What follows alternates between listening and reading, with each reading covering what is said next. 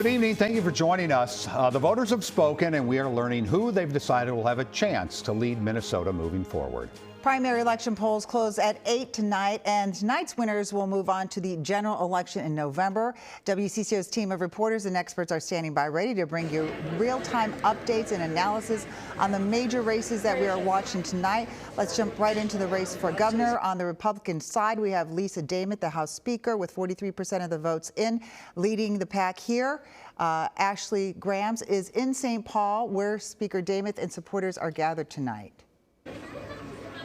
Yes, we just heard from Speaker Lisa Demuth thanking everyone in the crowd, looking ahead to November. It looks like we might have her here for a second. Could we speak? Yeah, she's just going to give a...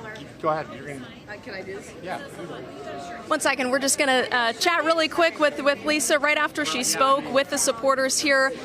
We see those numbers coming in tonight. How are you feeling tonight? Feeling really good. I just want to again say this has been an incredible night. What you see behind us means that Minnesota is ready for a change. We've had a great campaign team. My running mate, Ryan Wilson, our families that have made this work. It matters very much, and we are ready to lead this state.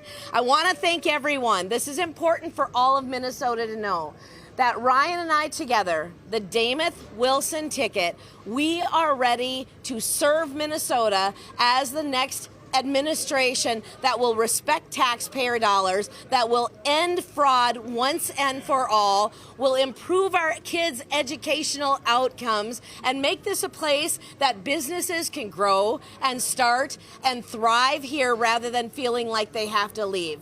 It is time for a change that's going to go very, very deep within the agencies, and it starts with responsibility and accountability from the very top, and then from there choosing commissioners that will be responsible, they will be held accountable, they will end fraud and not allow it, but also those that are working in those agencies. We are looking forward to the opportunity to serve Minnesota in this way. I want to make sure everybody knows something. There's always a confusion on my name. And as your next nominee as a Republican for governor, my name is Lisa Demuth. I'm going to give you the easiest way to understand that. It rhymes with Joe Namath. Demuth, Namath. It's not real hard. Grateful to my husband for giving me that name. Thank you very much. But it's not real hard.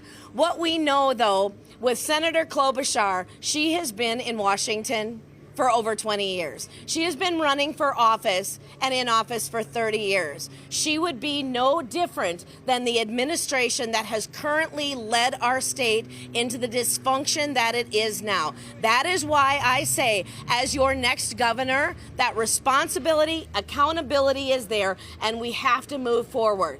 When Governor Walz chose to pardon a child rapist, Senator Klobuchar said nothing about it. We came out and said, under our administration, those things will not happen. When you look at the explosive growth of our state budget and an $18 billion surplus that was completely spent and wasted, that will not happen under our administration. We are ready to respect Minnesotans, serve them, and move us forward, and we can do that together. Whether you voted for me today, or if you're considering your vote in 11 weeks and 6 days, which is November 3rd, we are ready to serve Minnesota, get together, and make this place stronger and better than where we find ourselves, and we are excited for the challenge. Thank you very much for everyone. Go ahead, Ryan. No, I think you hit it right on the head. All right, we're ready. We're ready for Minnesota's comeback. Yes, absolutely. And there you hear it first from Lisa Demuth, nearly claiming victory tonight. Back to you guys in the studio. Yeah, why this have happened? Well, the next governor we know is going to be a woman because the Democratic challenger for governor is U.S. Senator Amy Klobuchar. CBS News projected this race very early on, and the senator spoke at Boom Island Brewing in Minnetonka.